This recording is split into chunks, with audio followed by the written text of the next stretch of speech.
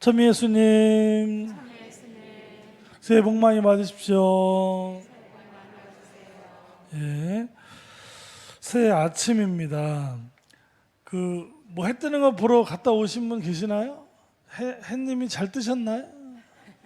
예, 일출을 저렇게 보기가 쉽지가 않다 그러죠. 이게 구름이 항상 이게 일몰일추가 사실은 저렇게 쏙 저렇게 바다로 보이는 경우가 그렇게 많지 않다는. 저도 한두 번은 뭐 제주도 성산일출봉에 한번 갔었는데 그날 운 좋게 정말 본 기억이 있고요.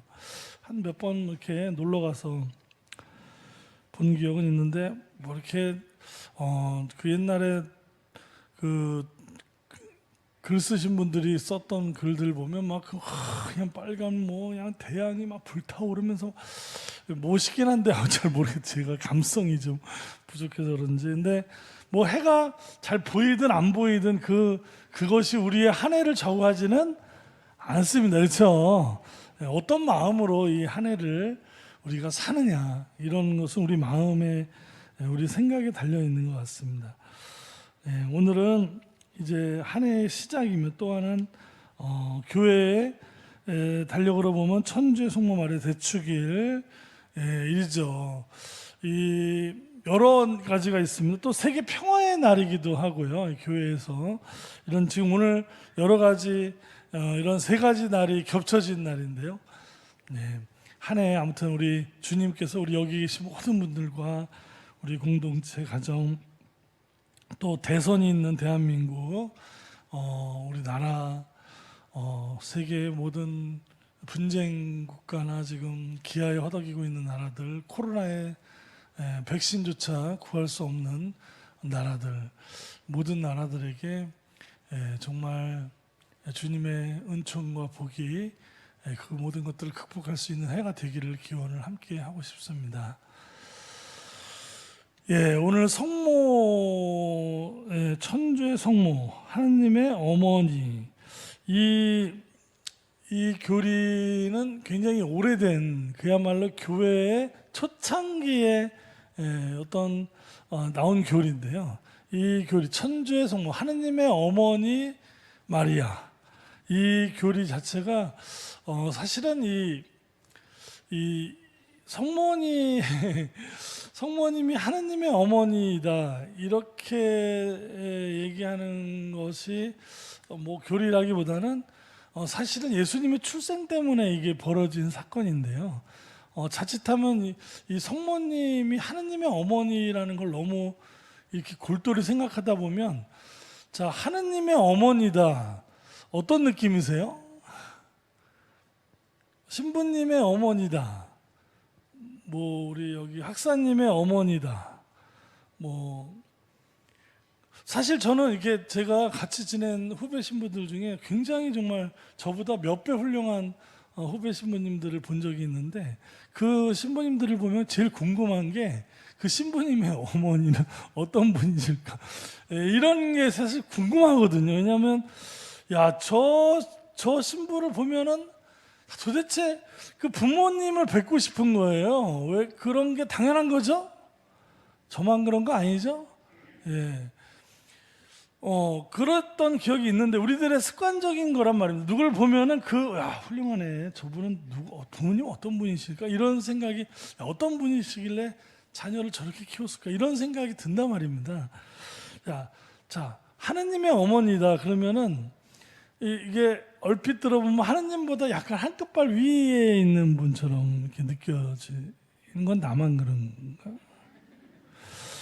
이것 때문에 논쟁이 되게 심했습니다. 특히 이 예수님에 대한 신성 인성에 대해서 아직 교리적으로 자리 잡히지 못했던 300년대 400년대에 교회가 이제 막 박해의 그늘에서 벗어나고 이제 어떤 철학, 신학 이런 것들이 막 꽃피우는 시기, 교리가 이제 그런 철학, 신학에서 자리 잡는 시기에 예수님의 신성과 인성에 대한 여러 가지 문제들을 교리 안으로 잡을 때, 예수님은 출생부터가 하느님의 아드님이셨다, 우리는 이미 그건 다 이제 교리로 받아들이고 벌써 2000년이 지났는데, 옛날에는 그런 것들에 대한 정의가 대단히 논쟁이 많았던 시절에 예수님은 출생부터 하느님의 아드님으로 태어나셨기 때문에 예수님의 어머니는 예수님이 하느님의 아들이다. 그럼 예수님은 하느님입니까? 아닙니까? 하느님이죠. 그렇죠. 하느님의 아들이라는 얘기는 예수님은 하느님이고, 그 하느님을 출생한 성모님은 예수님의 어머니이자 하느님의 어머니다. 이렇게 이제 추론이 된 거예요. 그러니까 성모님을 하느님의 어머니라고 얘기하고 싶어서 얘기한 게 아니라 예수님 자체가 하느님의 아들이라는 것을 얘기하기 위해서 도입된 개념이라는 뜻입니다. 무슨 말인지 아시죠? 예, 뭐 어려운 얘기 아닌데, 근데 문제는 이제 콘스탄티노플 대주교. 콘스탄티노플은 초대교회의 중심지 중에 하나였습니다. 로마, 콘스탄티노플 뭐 이런데, 안티오키아 뭐 이런데, 지금 막 터키 지역이 뭐 이렇게 돼버린 거기가 거의 이 교회의 중심지, 가장 초창기 교회.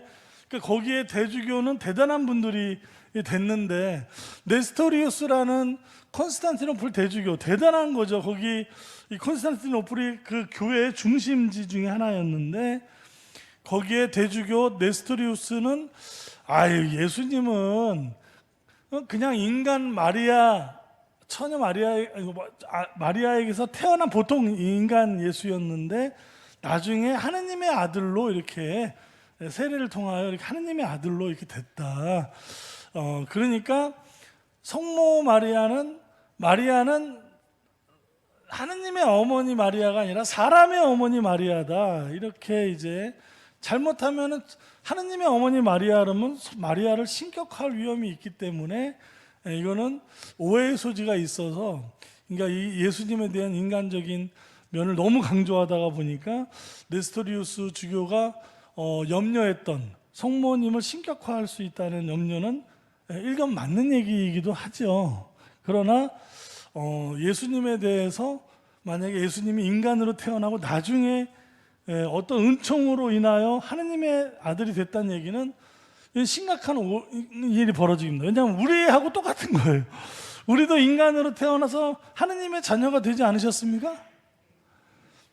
뒷자리 새해부터 불만 있으세요? 아니, 우리가 인간으로 우리도 다 태어나서 나중에 하느님의 자녀로 거듭 태어난 세례를 통하여 났단 말이에요. 이렇게 되면은 네스토리우스 주교의 얘기를 100% 맞게 되면 예수님과 우리가 별 차이가 없게 되는 상황이 벌어지게 된단 말이죠. 그러다 보니까 교회가 도저히 안 되겠다 싶어서 431년 에페소 공회 때 네스토리우스 주교를 그런 학설이나 여러 가지를 이단으로 판정을 내리고 주교직을 박탈을 했죠. 나중에 사실은 이 박탈당한 이거를 복권시키기는 했습니다만, 그의 교리만큼은 끝까지 이단으로 남아있게 됩니다. 교회는 이러한 어지러운 초창기에 이런 거를 통해서 교리를 정립해 나가는데, 이때 생겨난 교리가 천주의 성모 마리아, 하느님의 어머니, 천주의 성모, 천주의 모친, 천주의 성모라는 교리가 이제 예수님의 태어날 때부터 신성과 인성을 같이 가지신, 특히 예수님은 태어날 때부터 하느님의 아들이었고 하느님이셨다라는 온전한 하느님이시고 온전한 인간이다. 이 참 어려운 거예요. 우리 인간으로서는 참 정리하기가 어려운 건데, 아무튼 초창기에 그랬다는 것이죠. 근데 이제 그렇게 얘기를 하면 이런 거를 좀 머리에 두고선 천주의 모친 마리아 대축일, 이 마리아 대축일은 또 현대에 와서 1970년인가 언제 되게 현대에 와서 이게 반포가 됐습니다. 근데 명칭을 천주의 마리아 대축일로 하면서 이 옛날 이야기, 왜 천주의 모친 마리아 교리가 생겼는지를 모르는 사람들이 볼 때는 천주의 성모 마리아 대축일을 얼핏 보면은 사실은 성모님 축일을 하려고 했던 교리가 아닌데, 사실은 예수님은 온전히 하느님의 아들이시다, 이걸 얘기하려고 했던 건데, 이게 사실 그 옛날 얘기를 모르는 분이 볼 때는 어떻게 되죠? 이 단순히 마리아 대축, 성모님 대축일로 이렇게 볼 수 있고 이미 그렇게 자리를 잡아버렸어요. 교회 안에서. 제 잘못은 아닙니다. 근데 뭐 잘못이라기보다는 뭐 옛날 얘기를 모르는 상황에서 이거를 이해하기가 쉽지가 않은 상황에서 아무튼 마리아 대축일을 잡았고 의무 대축일 안에 들어가 있습니다. 중요한 거는 이제 이 교리는 예수님 안에서 하느님의 일을 보자. 예수님 안에서 이루어진 하느님의 역사하심을 보자. 이게 사실 중심인데, 그래서 이 1월 1일 날 이름을 천주의 모친 마리아 대축일이라고 하지 않고 예를 들어서 뭐라고 예수님 천주의 하느님의 아들 예수님 대축일 뭐 이렇게 그렇게 했으면 더 좋지 않았을까? 이렇게 말을 해도 되는 건가? 잘 모르겠는데 아무튼간 중요한 거는 예수님 안에서 뭘 보자? 하느님의 역사하심을 보자. 이게 원래 이 교리와 이 축일의 의미입니다. 그러니까 1월 1일 날 우리의 1월 1일 날 한 해가 시작되는 이 즈음에 예수님을 통하여 우리에게 역사하시는 하느님의 일을 바라볼 수 있는 신자들, 한 해를 그냥 야 올해 한 해도 내가 어떻게 좀 잘해보자 뭐 이런 인간적인 것만 가지고 출발하지 말고 올 한 해를 예수님을 통하여 우리에게 보여주신 하느님의 역사심이라는 그런 어떤 안경, 시야를 가지고 우리의 1년을 바라볼 수 있고 내 삶을 바라볼 수 있는 그런 마음으로 새해를 시작했으면 좋겠다. 이게 아마 이 교회의 가장 큰 축일의 특징이 아니겠는가. 사실은 이제 더 이상 이걸 가지고 교리 논쟁을 하는 사람도 아니고 이제는 네스토리오 주교가 누군지도 몰라요. 1500년이 지났습니다. 그분 돌아가신 지도 되게 오래됐고 우리의 관심 있으세요? 물론 어떤 분들은 관심 있는 분도 있겠지만 뭐 사실 대부분 우리하고는 전혀 상관이 없는 분들이고 하기 때문에 중요한 건 이 축일의 정신, 예수님을 통하여 이루어진 하느님의 역사하심으로 우리 1년을 바라볼 수 있는, 1년을 맞이할 수 있는, 그 1년을 살 수 있는 이런 것이 오늘 왜 이렇게 오늘 흥분하고 이러는 거지? 이렇습니다. 자, 그리고 오늘 또 어떤 날이죠? 세계 평화의 날이다. 세계 평화. 평화하면 전쟁이 없는 것을 단순히 평화라고 생각하기가 쉽죠. 전쟁이 없다. 전쟁이 없는 시대가 있었습니까? 예. 전쟁이 없는 시대는 거의 없었습니다. 근데 지난 70년이 세계사에서 가장 전쟁이 없던 시기입니다. 이거는 내 말이 맞습니까? 틀립니까? 맞습니다. 사실 지난 70년은 세계사 전체로 볼 때 우리는 지난 70년을 사신 분이죠? 야, 운이 진짜 좋은 거 그나마 정말 전쟁이 지난 70년처럼 전 세계가 없었던 적이 거의 없습니다. 이렇게 전쟁이 없는 시대가 없었다. 전 세계는 피로 얼룩진, 물론 전 70년 동안 전쟁이 전혀 없었던 건 아니지만 미국이 이 세계 질서를 딱 잡고 더 이상 니네들 하면 안 돼. 블록 경제를 없애버렸죠. 블록 경제.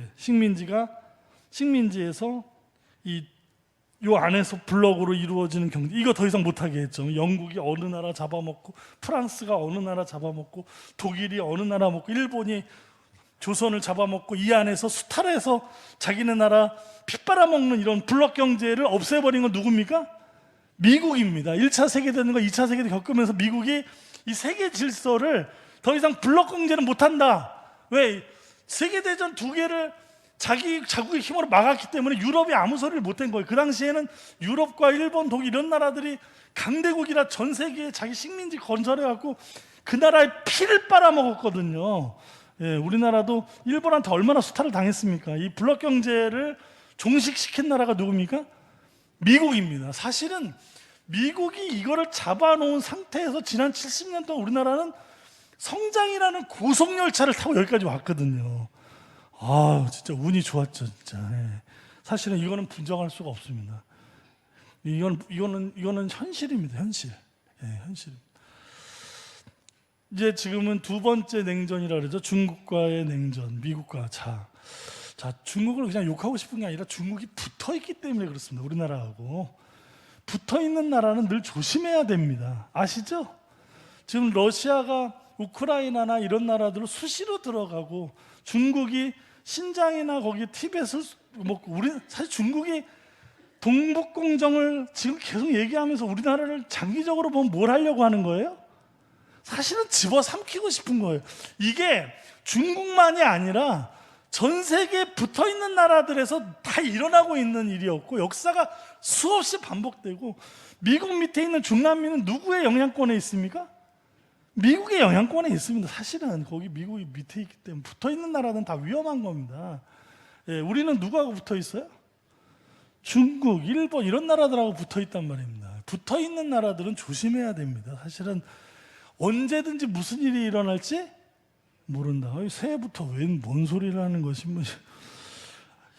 제 얘기는 현실을 직시해야 된다는 얘기를 하는 겁니다. 미국과 중국 사이에서 만약에 결정을 해야 되는 순간이 올 때 우리는 잘못 붙었다가는 중국이 이렇게 우리나라만 위험하다고 보는 게 아니에요. 지금 유럽인이 모든 나라들이 중국 위험합니다. 중국은 지금 1대1로 하면서 자기하고 맺었던 국가들을 다 빨아먹는 옛날의 블록 경제로 가고 싶은 거예요. 이런 나라가 지금 우리 코앞에서 있다는 것 자체가 위험한 겁니다. 그러니까 우리는 너무 중국에 의존하는 것을 조심해야 될 필요가 있다. 이거는 역사적으로 수없이 반복됐던 인근 나라들의 침략으로 물든 인류의 역사의 끊임없는 반복이 있기 때문에 중국이나 일본을 조심해야 되는, 어쩔 수가 없습니다. 우리나라뿐만 아니라 세계 모든 나라가, 특히 강대국 근처에 있는 나라들은 강대국과의 관계에서 적당한 거리와 적당한 교육을 할 필요가 있다. 교육은 어느 나라하고 해야 됩니까? 먼 나라들하고 해야 되고, 또 강대국을 세계 질서를 잘 보면서 해야 된다. 일단 왜 우리나라의 평화가 와야 세계 평화에 우리도 이바지할 수 있죠. 그렇죠? 우리나라가 자꾸 다른 나라에 짓밟히는 상황에서 세계 평화를 우리가 기도해봐야 뭘 하겠습니까? 자기네 나라도 지금 저걸 못하는데 너무 이기적인가요?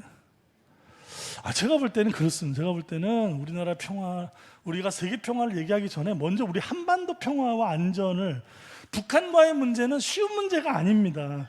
이걸 너무 낭만적으로 생각하시면 안 돼요. 통일 좋죠. 하지만 통일을 준비하고 이 통일 문제를 굉장히 성숙하게 바라보면서 북한을 너무 만만한 존재로 바라보는 거, 너무 낭만적으로 바라보는 것 자체가 문제다 말이죠. 왜냐하면 그렇게 쉬운 문제였으면 벌써 이렇게 분단이 오래 가지를 않았습니다. 이게 굉장히 복잡한 문제이기 때문에 이거를 현실을 떠난 너무 낭만적으로 바라봐서는 안 된다. 북한을 도와주는 것도 좋지만 우리는 굉장히 지혜로운 걸 가지고 북한을 대해야 되고, 통일 문제를 생각해야 되고, 준비해야 되고, 중국이나 이런 강대국들과 관계를 너무 가깝지도 너무 멀지도 않은 상태에서 우리는 굉장히 해야만, 우리나라의 평화를 지켜야만 우리가 그 다음 걸 생각할 수 있죠. 그렇죠? 예, 그 다음 걸 생각할 수 있습니다. 성장이니 뭐니는 나라의 안보가 확고한 상태에서, 나라의 안보는 북한과의만 문제에서 안보가 되는 게 아니라 특히 대중국과의 문제에서 굉장히 우리가 현실적으로 지혜롭지 않으면 장기적으로 보면 굉장히 위험할 수 있다. 이런 거를 우리가 한번 생각하면서 선거를 또 생각을 하셨으면 좋겠어요. 예, 평화. 또 우리 그리스도인의 평화를 얘기해죠. 우리는 세속적인 걸로만 사는 것도 아니죠. 우리는 세속적인 게 중요하지만 또 그리스도인의 평화. 예, 하느님을 위하여 일하는 사람, 하느님의 자녀다 말이죠. 예, 예수님이 산상설교에서 말씀하셨던 하느님의 사랑을 받는 이들의 누리는 평화. 우리는 또 이 평화, 나라의 평화 위에 하느님의 평화를 사는 사람. 이것이 또 우리 그리스도인이 이 한 해에 시작을 하면서 하느님의 평화를 우리가 살 수 있도록 이렇게 했으면 좋겠습니다. 오늘 함께 준비한 이거 예전에 한번 3월달인가 평일미사에 한번 했던 것 같은데, 나 어디 거할지라도, 나 어디 거할지라도 주님 나에게 나를 지키네. 그 그늘 아래서 나 주님을 노래하네. 외롭고 험한 길에 내 믿음이 연약해져도 기다려주시는 주님, 늘 나의 곁에 계시며 내게 말씀하시네. 내가 너를 사랑한다. 너 두려워하지 마라. 나 사랑하리, 당신을 신뢰하리. 그 마음, 내가 살아 숨쉬는 동안 이 1년 동안 물론 뭐 코로나 때문에 성당에 못 오기도 할 수 있었고 우리는 여러 가지 유혹으로 세속에 물들 수 있지만 그래도 늘 주님 우리를 기다려 주시고 우리 그 날개 안에서 주님의 날개 안에서 주님 품 안에서 우리를 사랑하시는 주님을 믿으면서 이 험난한 또 새해 늘 좋은 일만 있으세요? 가능합니까? 새해 복만 있으세요? 가능한가요? 아니죠. 예, 우리 어려움이 수도 없이 옵니다. 예, 그 어려움을 안 오게 해주십시오. 이런 기도보다는 주님 어떤 어려움이 와도 당신 안에서 내가 넘어갈 수 있는 그 날개를 주십시오. 일어날 힘을 주십시오라고 오히려 내가 항상 어디에 거할지라도 당신 안에서 그 힘을 찾고 희망을 찾는 그 새해에는 단순한 복만을 바라는 것보다 어떤 일이 있어도 주님과 함께 내가 어디에 거할지라도 넘어갈 수 있는 자녀로서 이 한 해를 또 살 수 있는 힘을 주십시오 하는 이런 새해가 되셨으면 좋겠습니다. 나 어디 거할지라도 주 날개 나를 지키네 그 그늘 아래서 난 주님을 노래하네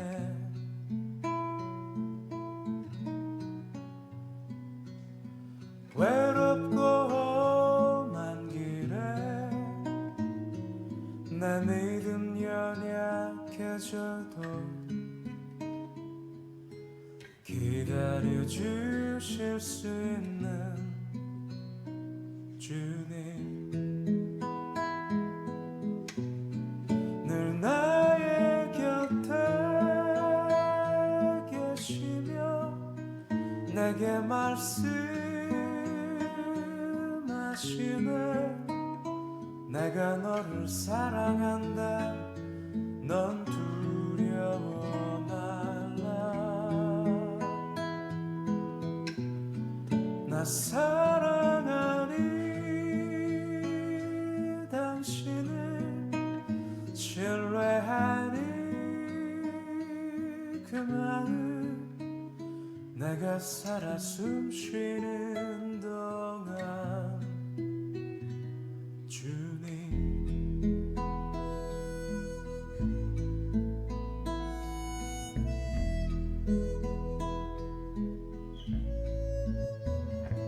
나 어디 거할지라도 주 날개 나를 지키네 그 그늘 아래서 난 주님을 노래하네